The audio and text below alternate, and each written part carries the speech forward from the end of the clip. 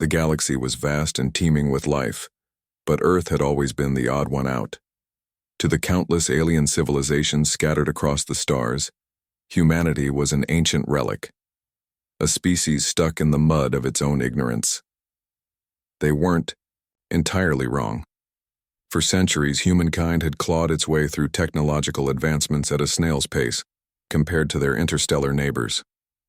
While others zipped across star systems in sleek ships powered by unimaginable energy sources, humans were still struggling to make rockets more efficient. It wasn't just their technology that drew ridicule, it was their stubbornness. The Krillians, a proud and arrogant race known for their towering crystalline cities and mastery over quantum mechanics, found particular amusement in humanity's plight.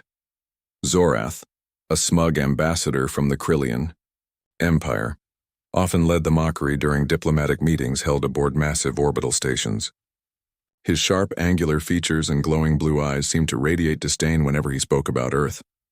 "Tell me again," Zorath said one day, his voice dripping with condescension as he addressed a group of delegates from various planets. "Why do we waste our time even acknowledging these creatures?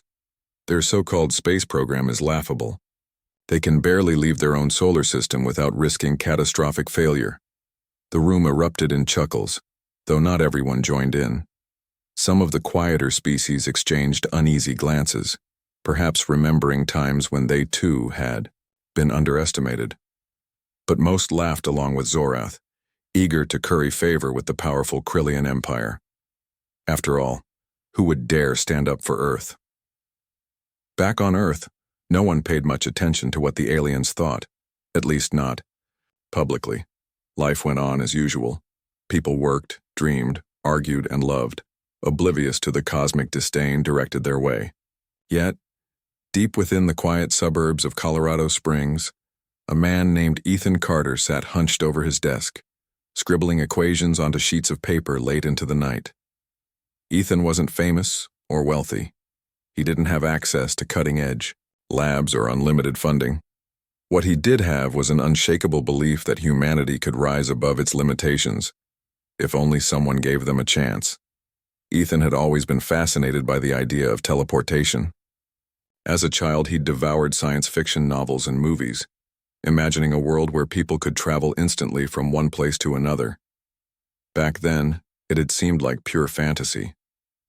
But as he grew older and pursued a career in physics, Ethan began to wonder if there might be some truth hidden beneath the fiction. Could the laws of nature allow such a thing? Was it possible to bend reality itself to achieve instantaneous movement? For years, Ethan wrestled with these questions, pouring every spare moment into research. Most scientists dismissed teleportation as impossible, pointing to the immense energy requirements and the sheer complexity of dismantling and reassembling matter. But Ethan saw things differently. He believed the key lay in understanding quantum entanglement, a phenomenon where particles remained connected regardless of distance. If two particles could influence each other instantly, no matter how far apart they were, then why couldn't larger objects do the same? Mia Lopez, Ethan's closest friend and collaborator, shared his passion.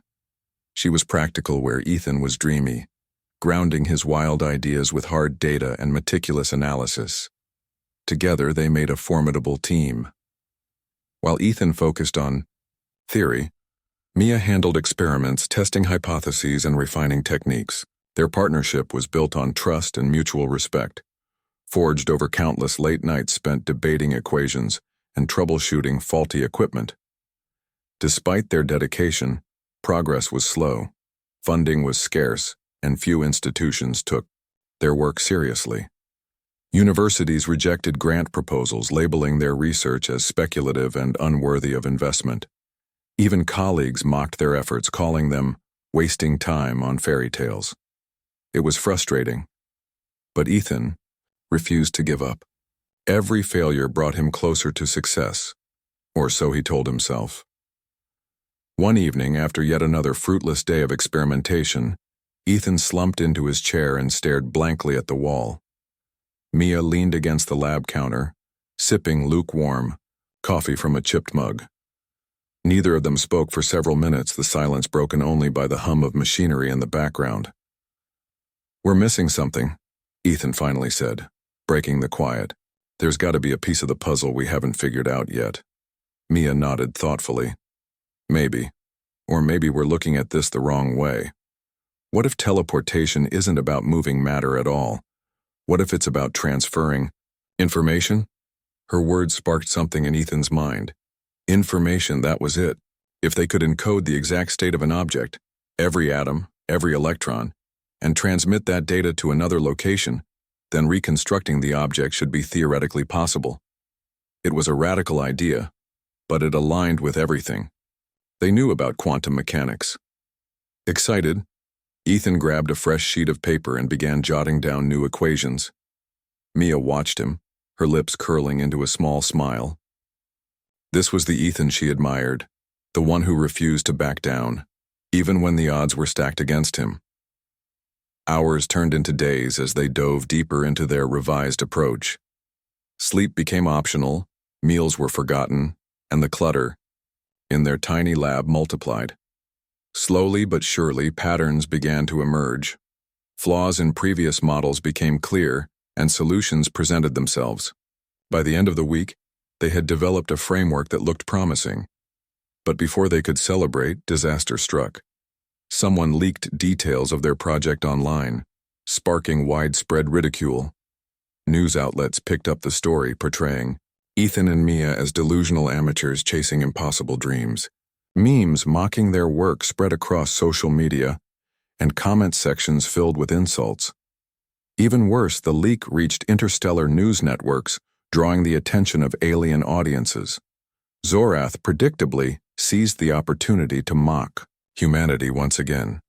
During a live broadcast viewed by millions across the galaxy, he held up a crude caricature of Ethan's equations, laughing until tears streamed down his translucent cheeks.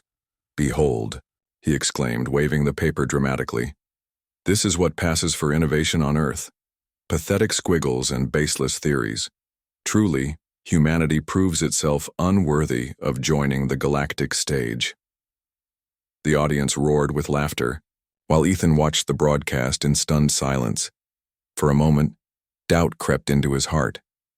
Had he wasted years chasing a pipe dream? Was he really as foolish as everyone claimed? But then he glanced at Mia, who stood beside him with her arms crossed and a determined look in her eyes. "Don't listen to them," she said firmly. "We know this can work. Let's prove them wrong." Her words reignited Ethan's resolve. Whatever challenges lay ahead, he would face them head-on. Humanity might be ridiculed now, but he was certain that one day the galaxy would see Earth in a new light. And when that day came, no one would laugh anymore. The ridicule from the galaxy weighed heavily on Ethan Carter and Mia Lopez. It wasn't just the aliens mocking them. Earth itself seemed divided. Some people defended their work, calling it visionary and groundbreaking, but those voices were drowned out by louder critics who dismissed their efforts as a waste of time and resources. Senator Harold Green, a powerful politician with ties to aerospace corporations, publicly condemned Ethan's research during a televised interview. "This so-called teleportation project is nothing more than science fiction masquerading as real science," Senator Green declared, his tone dripping with disdain. "We should focus our energy and funding on practical solutions, not pipe dreams dreamed up by over-ambitious amateurs." His words struck a nerve. Funding for Ethan and Mia's lab had already been tight, relying mostly on small grants and personal savings. Now even that trickle of support dried up. Universities refused to collaborate, citing concerns about reputation. Friends and colleagues urged them to abandon the project before it ruined their careers completely. But Ethan and Mia refused to give in. They knew they were close, closer than anyone else had ever been, to unlocking something revolutionary. Their lab, tucked away in a quiet corner of Colorado Springs, became both their sanctuary and their prison. The small room was cluttered, with wires, monitors, and half-built contraptions. A whiteboard covered one wall, filled with scribbled equations and diagrams. Despite the mess, there was a sense of purpose in the air, a quiet determination that kept them going. One afternoon, Ethan sat at his desk, staring at the latest set of calculations. He tapped his pencil against the table, deep in thought. Mia entered the room carrying 2 cups of coffee, steam rising lazily into the air. She placed 1 cup beside him without a word, knowing better than to interrupt when he was lost in thought. "Do you think we're missing something obvious?" Ethan asked suddenly, breaking the silence. His voice was soft, almost hesitant. Mia took a sip of her coffee before answering. "Maybe. Or maybe we're just trying too hard to make it perfect. What if we start smaller? Focus on moving something tiny first, a single particle or molecule, and build from there." Ethan nodded slowly, considering her suggestion. It made sense. Trying to teleport an entire object right away might be biting off more than they could chew. Starting small would allow them to test their theories without overwhelming complexity. Over the next few weeks, they shifted their focus. Instead of attempting to encode the state of a large object, they concentrated on isolating individual particles and tracking their behavior. It was painstaking work, requiring precision and patience. Days blurred together as they adjusted equipment, ran simulations, and analyzed data. Progress was slow, but each tiny success brought them closer to their goal. One evening, after yet another long day of experimentation, Mia leaned back in her chair and stretched. Her eyes fell on the prototype device sitting on the lab bench, a crude-looking machine composed of wires, circuits, and a glowing core. It didn't look like much, but to her, it represented years of effort and sacrifice. "You know," she said, breaking the silence, "if this works, it'll change everything, not just for us, but for humanity." Ethan looked up from his notes, meeting her gaze. "I know, but what happens if it doesn't? What if all this is for nothing?" "It's not for nothing," Mia replied firmly. "Even if we fail, we've pushed the boundaries of what's possible. That's worth something." Her words reassured him, though doubt still lingered in the back of his mind. Failure wasn't an option, not after everything they'd sacrificed. He glanced at the clock on the wall. It was past midnight, but neither of them showed any sign of leaving. Sleep could wait. This was too important. The breakthrough came unexpectedly. Late one night, while running yet another test, they noticed something strange. A single particle previously trapped in a containment field disappeared from its original position and reappeared moments later several feet away. At first, they thought it was a glitch, a malfunction in their equipment, but repeated tests confirmed the results. The particle hadn't moved in the traditional sense. It had vanished from one location and materialized in another. Ethan stared at the readings on the monitor, his heart pounding. "Did we just—" Mia nodded, her face pale with disbelief. "I think we did. We actually did it." For a moment, neither of them spoke. The magnitude of what they had achieved sank in slowly. They had successfully teleported a single particle, a feat no one else in history had accomplished. It was a small step, but it proved their theory was sound. Instantaneous. Movement across space was possible. Excited but cautious, they spent the next few days refining their setup. Each test yielded consistent results, bolstering their confidence. By the end of the week, they felt ready to take the next step, teleporting a slightly larger object. They chose a simple metal cube, no bigger than a sugar cube, as their target. The process was nerve-wracking. They calibrated the machine carefully, ensuring every setting was precise. When everything was ready, Ethan pressed the activation button. For a split second, nothing happened. Then, with a faint hum, the cube vanished from its starting position and reappeared on the other side of the room. Mia let out a breath she hadn't realized she was holding. "It worked," she whispered, her voice trembling with emotion. Ethan grinned, relief washing over him. "We did it. We actually did it." Though the experiment was far from flawless, the cube arrived slightly misshapen and warm to the touch. It was undeniable proof that their technology worked. They celebrated, quietly, sharing a hug and a laugh before diving back into analysis. There was still so much to do, so many challenges to overcome, but for the first time in years they allowed themselves to feel hope. Word of their success spread quickly, thanks to a careless intern who accidentally uploaded their findings to a public database. Within hours, news outlets picked up the story, dubbing it the Miracle of Colorado Springs. Social media exploded with reactions ranging from awe to skepticism. Once again, memes mocking their work flooded the internet, but this time there was a difference. Amidst the ridicule, a growing number of people began to take notice. Rachel Bennett, a billionaire entrepreneur known for her bold investments in unconventional projects, was among those intrigued. She had made her fortune developing sustainable energy solutions and was always on the lookout for the next big idea.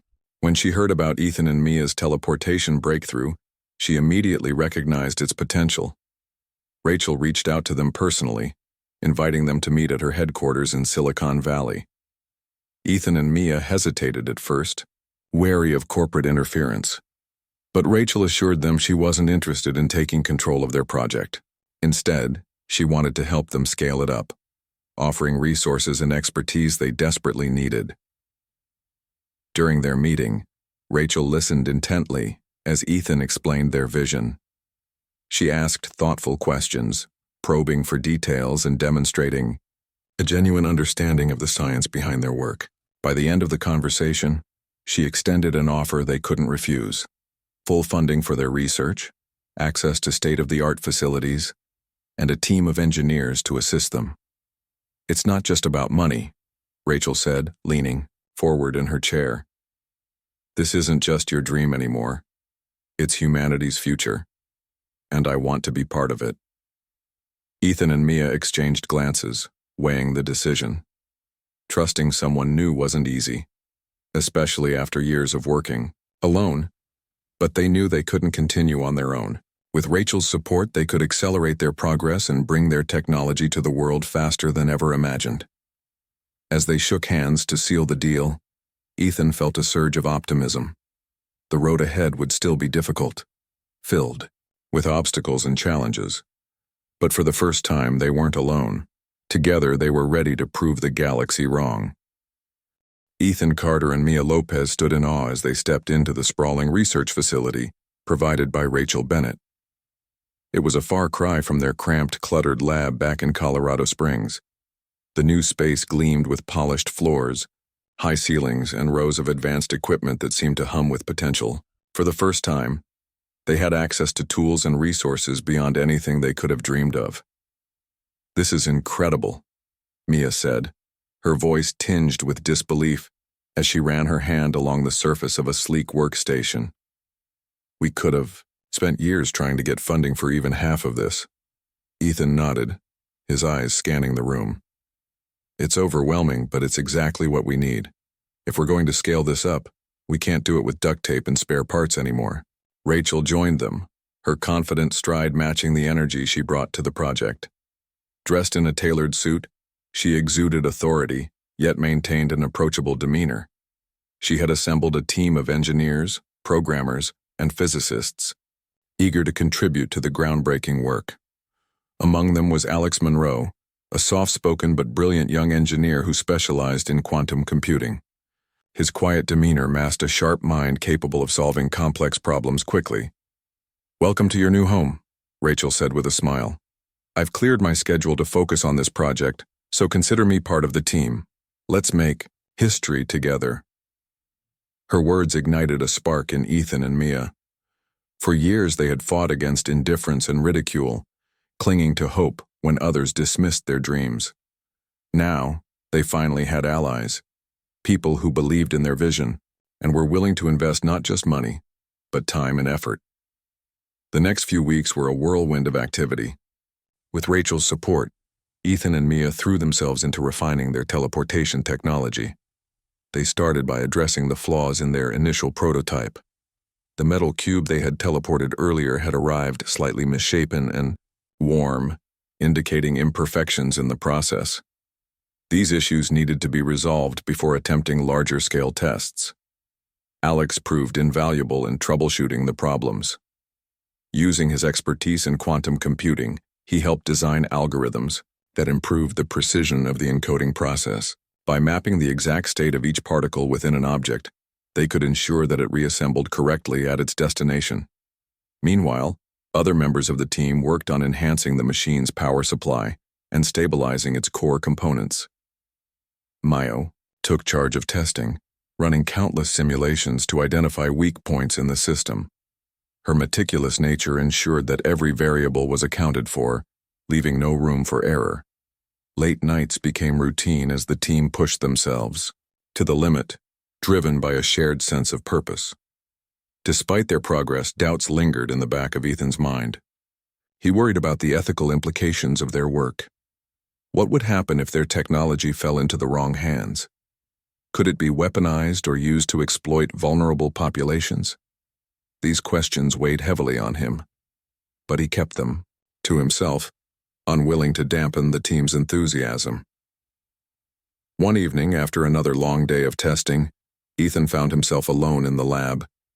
The rest of the team had gone home, leaving him surrounded by the hum of machinery and the glow of monitors. He stared at the teleportation device, its intricate network of wires and circuits reflecting years of hard work. It was beautiful, yet daunting. "You look like you're carrying the weight of the world," a voice said behind him. Ethan turned to see Rachel standing in the doorway, holding 2 cups of coffee. She handed one to him and leaned against the counter, studying his face. "I'm fine," Ethan replied, though his tone betrayed his unease. Rachel raised an eyebrow. "You don't have to pretend with me, Ethan. I know how much pressure you're under. This isn't just about proving the galaxy wrong, it's about changing humanity's future. That's a lot to handle." Ethan sighed, running a hand through his hair. "It's not just the pressure, it's what happens next. Once this technology is out there, we won't be able to control it. People will use it however they want, good or bad. And if aliens find out..." He trailed off, the thought unfinished but heavy in the air. Rachel nodded, understanding his concerns. "That's why we need to set the tone early," she said firmly. "We'll establish guidelines, safeguards, and transparency. If we lead responsibly, others will follow. But we can't let fear stop us from moving forward." Her words reassured him, though only slightly. The road ahead was uncertain, but Ethan knew they couldn't turn back now. They had come too far. As the weeks turned into months, the team made significant strides. They successfully teleported increasingly larger objects, including a small glass sphere filled with water. Each test brought them closer to their ultimate goal, human teleportation. But before they could attempt such a monumental feat, they needed to address critical safety concerns. Mia spearheaded the effort to create fail-safes within the system. She designed protocols to detect anomalies during the teleportation process, ensuring that any errors would halt the operation immediately. The team also conducted extensive biological tests, using samples of plant and animal tissue to study the effects of teleportation on living matter. Their breakthrough came unexpectedly during one of these experiments. While testing the teleportation of a live mouse, they encountered a surprising result. Not only did the mouse survive the process unharmed, but it appeared healthier than before, its fur shinier, its movements more energetic. Puzzled, Mia analyzed the data and discovered something remarkable. The teleportation process wasn't just transferring matter, it was repairing cellular damage at a microscopic level. "This changes everything," Mia exclaimed, showing Ethan the results. "If we can replicate this effect on humans, we might be looking at something bigger than transportation. We could revolutionize medicine."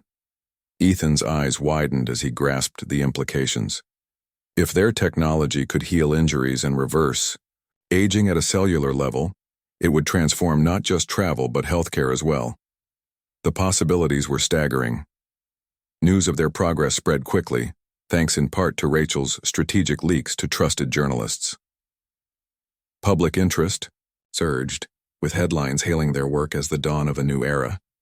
Governments and corporations scrambled to understand the implications, while scientists around the world debated the ethics and feasibility of their findings. But not everyone reacted positively. Zorath, the Krillian ambassador, watched the developments with growing unease. Humanity's sudden leap in technology threatened to upset the balance of power in the galaxy. No longer could Earth be dismissed as irrelevant. In secret meetings aboard his crystalline cruiser, Zorath plotted ways to undermine Ethan's work, fearing the rise of a rival civilization. Back on Earth, Senator Harold Green renewed his attacks, accusing Ethan and his team of recklessness. "This technology is dangerous," he declared during a televised speech. "We don't know the long-term effects, and rushing into mass production could put lives at risk." His words resonated with some, sowing seeds of doubt among the public. Protests erupted outside the research facility, with demonstrators holding signs that read "Stop playing God" and "Teleportation is not safe." Security tightened around the building, and the team began receiving threatening messages online. Despite the backlash, Ethan remained steadfast. He addressed the concerns head-on, giving interviews and holding press conferences to explain their rigorous testing procedures. He emphasized the potential benefits of their work, from ending global poverty to advancing medical science. Slowly but surely, public opinion began to shift. Rachel played a key role in managing the controversy. Leveraging her connections, she organized demonstrations showcasing the safety and reliability of the technology. One event featured a live teleportation of a small drone across the country, captivating audiences worldwide. Critics were silenced, Now, as the year drew to a close, Ethan and Mia stood on the brink of their greatest challenge yet: teleporting a human being. Volunteers poured in, eager to be part of history. After careful consideration, they selected Alex Monroe, whose technical expertise made him uniquely qualified to provide feedback during the process. The day of the experiment arrived, bringing a mix of excitement and tension. The entire team gathered in the lab, their faces pale but determined. Alex stepped into the teleportation chamber, his calm demeanor masking his nerves. Ethan gave him a thumbs up, silently conveying confidence and trust. "Ready?" Mia asked, her finger hovering over the activation button. Alex nodded. "Let's do this." With a deep breath, Mia pressed the button. A flash of light engulfed the chamber, followed by a moment of eerie silence. Then, with a soft hum, Alex reappeared on the other side of the room, unharmed and smiling. "It worked," he said, his voice trembling with disbelief. "I feel amazing." Cheers erupted throughout the lab as the team embraced, tears streaming down their faces. They had done it. They had successfully teleported a human being. The implications were profound, and the galaxy would never be the same. The success of teleporting Alex Monroe marked a turning point, not just for Ethan and Mia's team, but for humanity as a whole. News of the achievement spread like wildfire, dominating headlines across the globe. For the first time, the world seemed united in awe and wonder. Social media buzzed with videos of the experiment, while news anchors struggled to contain their excitement during live broadcasts. The phrase "teleportation is real" became a rallying cry, symbolizing hope for a brighter future. But with fame came scrutiny. Governments demanded answers, corporations lobbied for control, and activists raised alarms about the ethical implications. Some praised the breakthrough as humanity's greatest leap forward. Others feared it could lead to chaos. Amidst the noise, Ethan and Mia found themselves at the center of a storm they hadn't anticipated. They had always dreamed of changing the world, but now they faced the daunting task of navigating its consequences. Rachel Bennett proved invaluable during this chaotic period. With her experience in managing high-profile projects, she acted as both a shield and a strategist for the team. She organized press conferences to address public concerns, emphasizing transparency and responsibility. At one such event, Ethan stood alongside Rachel and Mia, fielding questions from reporters who peppered them with inquiries about safety, applications, and the future of the technology. "This isn't just about instant travel," Ethan explained, his voice steady despite the pressure. "It's about solving some of humanity's biggest challenges: poverty, disease, environmental damage. Imagine being able to deliver food, medicine, or clean water anywhere on Earth instantly. That's what we're working toward." His words resonated with many, though skeptics remained unconvinced. Senator Harold Green continued his attacks, accusing the team of rushing into dangerous territory without proper oversight. "We don't know the long-term effects of this technology," he argued during a heated debate on national television. "What happens if something goes wrong? Who will take responsibility?" Green's rhetoric struck a chord with some, fueling protests outside the research facility. Demonstrators held signs reading, "Stop playing God," and "Protect our future," their voices echoing through the streets. Security tightened around the building, and the team began receiving anonymous threats online. Despite the hostility, Ethan refused to back down. He believed in their mission too deeply to let fear dictate their actions. Meanwhile, Zorath, the Krillian ambassador, watched the unfolding events with growing unease. From his orbital station, he monitored Earth's progress, his glowing blue eyes narrowing with each new development. Humanity's sudden rise threatened to disrupt the delicate balance of power in the galaxy. No longer could Earth be dismissed as irrelevant, a fact that infuriated Zorath. "They are moving too quickly," Zorath muttered to his aide, a slender alien named Vrel. "If left unchecked, they will challenge our dominance. We must act before it's too late." Vrel nodded, his translucent skin shimmering faintly. "What do you propose, Ambassador?" Zorath's lips curled into a sinister smile. "Sabotage, discredit their work, make them doubt themselves. And if that fails, more drastic measures may be necessary." Back on Earth, Ethan and Mia focused on scaling up their technology. With Rachel's resources and Alex's expertise, they began designing larger teleportation hubs capable of handling bigger objects and greater distances. Their ultimate goal was ambitious: to create a network of portals connecting major cities around the globe. Such a system would revolutionize transportation, eliminating the need for cars, planes, and ships. Goods and people could move instantly, transforming economies and societies overnight. Construction began on the first hub near Denver, Colorado. The facility was massive, with towering walls of reinforced steel and advanced energy systems powering the core teleportation device. Workers moved tirelessly, guided by blueprints created by Alex and his team. Every detail mattered, from the placement of cables to the calibration of quantum sensors. Mistakes were not an option. As the project progressed, Ethan noticed changes in himself. The weight of leadership pressed heavily on his shoulders, and sleepless nights became routine. He often found himself staring out the window of his office, watching the sun rise over the horizon.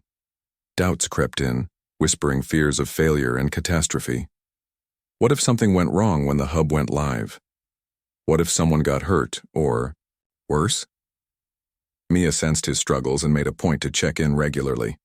One evening, as they reviewed data together, she placed a reassuring hand on his shoulder.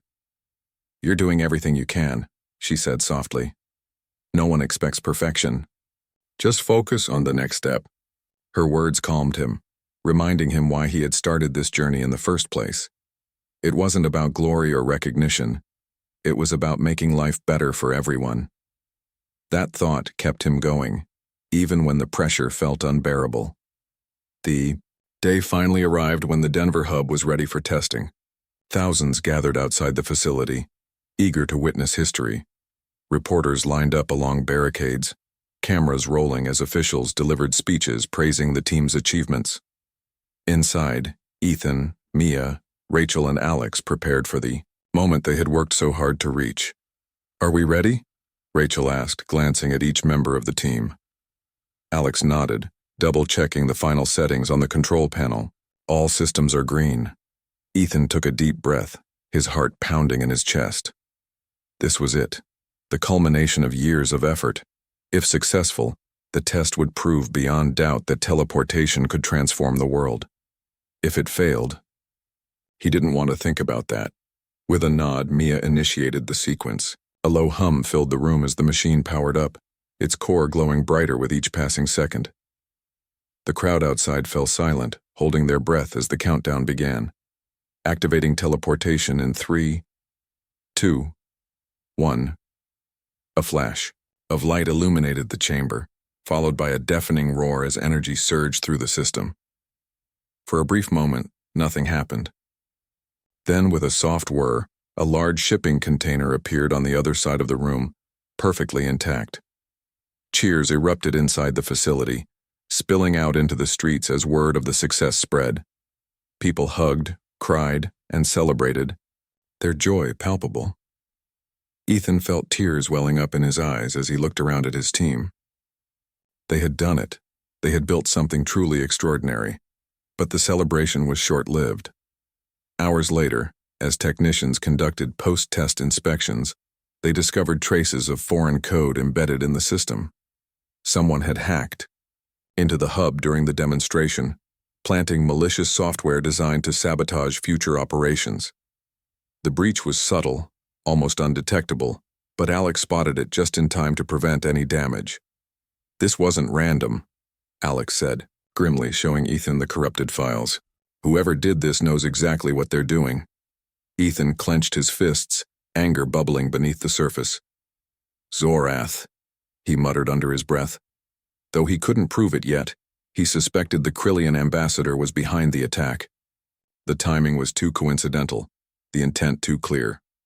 Rachel stepped in, her expression calm but resolute. "We'll tighten security and trace the source, but we can't let this stop us. If anything, it proves how important this technology is. If aliens are willing to sabotage us, then we must be onto something big." Her determination inspired the team to push forward despite the threat. Over the next few weeks, they implemented enhanced cybersecurity measures and redoubled their efforts to protect the project. Meanwhile, Ethan reached out to international leaders, urging them to collaborate on establishing global guidelines for teleportation technology. His message was simple: humanity needed to unite to ensure its safe and responsible use. Slowly but surely, alliances began to form. Countries that had once competed against each other now worked together, pooling resources and knowledge to support the initiative. Even skeptics like Senator Green softened their stance, recognizing the potential benefits outweighed the risks. As momentum grew, so did public enthusiasm. People dreamed of a world where distance no longer mattered, a world where families separated by oceans could reunite instantly, where medical supplies reached disaster zones within seconds, where humanity stretched its reach beyond Earth's borders. For Ethan, the dream was becoming reality. Yet he knew the road ahead would still be fraught with challenges. Saboteurs lurked in the shadows, waiting for their chance to strike. Critics questioned every decision, demanding accountability.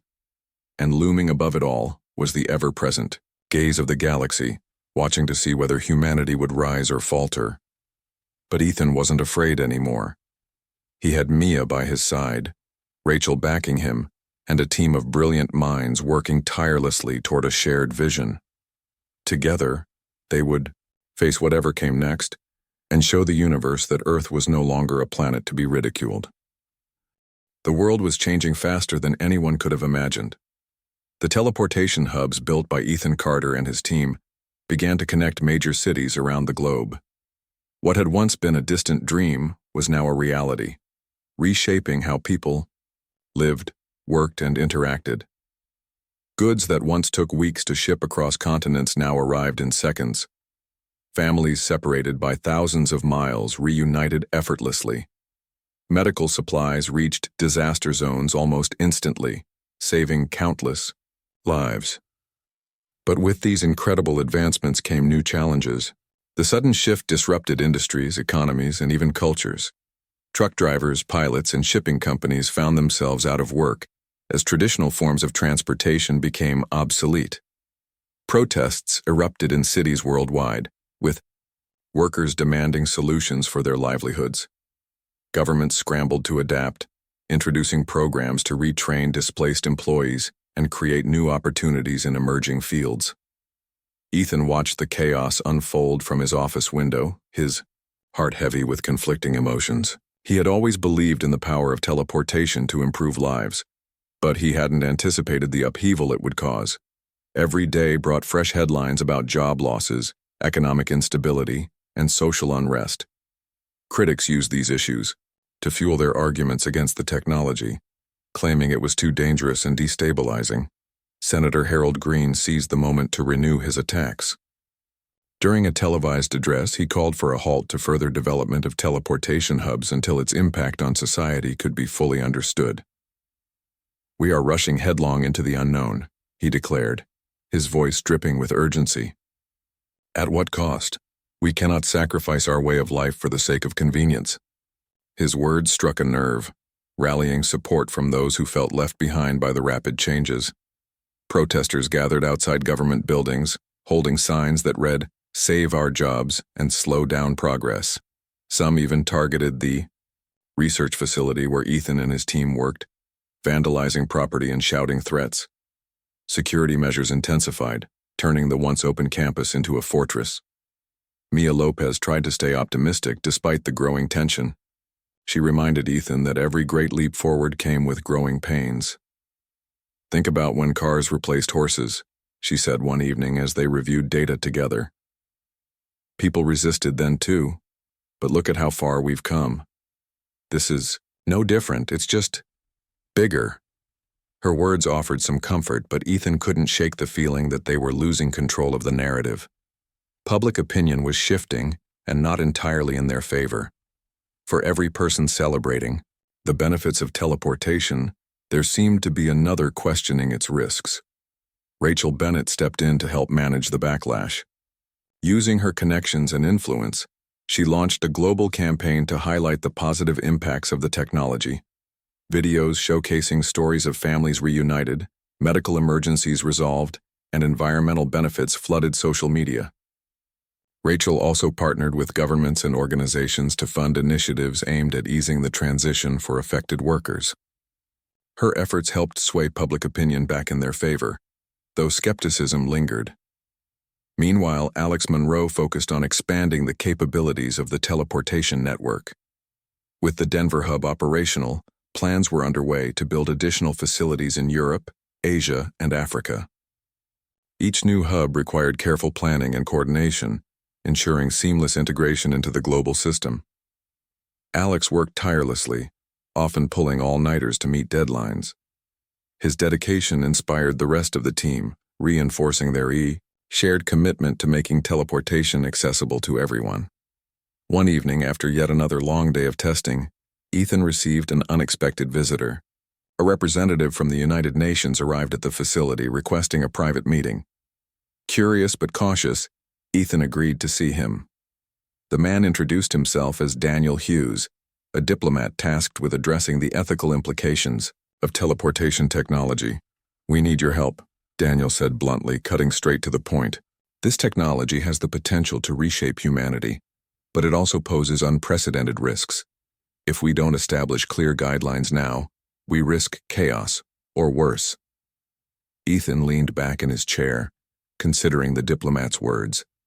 He had known regulations would eventually come into play, but hearing them articulated so starkly made the stakes feel even higher. "What do you propose?" he asked. Daniel explained that the UN wanted to form an international coalition to oversee the development and deployment of teleportation technology. Representatives from various countries, along with independent experts, would collaborate to draft policies ensuring safety, fairness, and accountability. They hoped Ethan and his team would participate actively in shaping these guidelines. It was a daunting proposition, but Ethan recognized its importance. Without oversight, teleportation could indeed spiral out of control.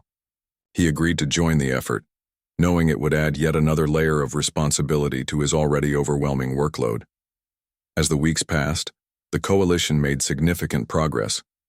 Debates were heated at times, with representatives clashing over issues like privacy, security, and equitable access. But slowly, compromises emerged. Agreements were reached on protocols for monitoring usage, preventing misuse, and protecting vulnerable populations.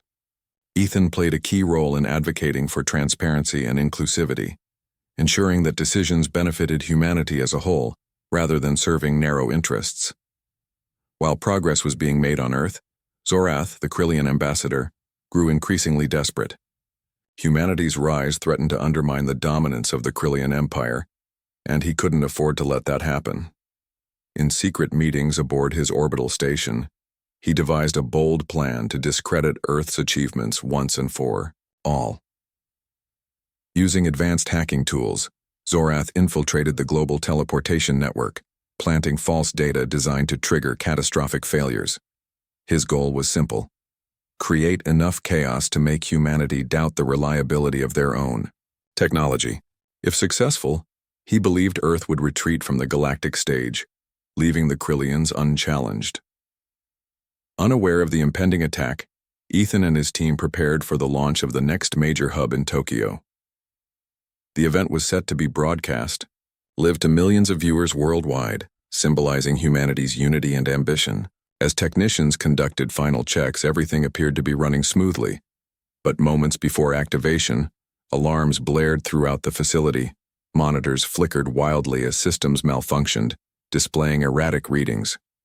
Panic spread among the staff as they struggled to identify the source of the problem. Alex raced to the control panel, his fingers flying across the keyboard as he traced the anomaly. "It's sabotage," he announced grimly, his face pale. Someone hacked into the system. Ethan's blood ran cold. This wasn't just a technical glitch, it was deliberate interference. And given the timing, he suspected Zorath was behind it. "Shut it down," he ordered, his voice firm despite the fear gnawing at him. "Now." Alex complied, cutting power to the hub just seconds before it could activate. Disaster was narrowly avoided, but the damage was done. News of the near catastrophe spread quickly, reigniting fears about the dangers of teleportation technology.